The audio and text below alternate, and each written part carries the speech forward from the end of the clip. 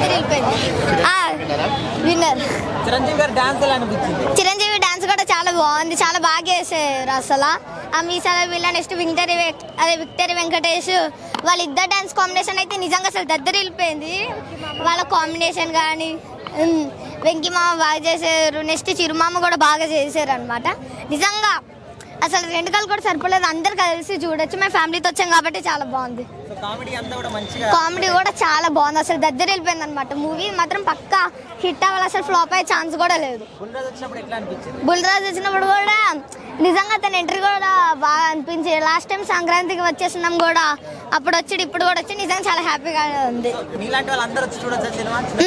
చూడొచ్చు, అందరూ రావచ్చు, చిన్నలు పెద్దలు అందరూ. పక్కా విన్నర్.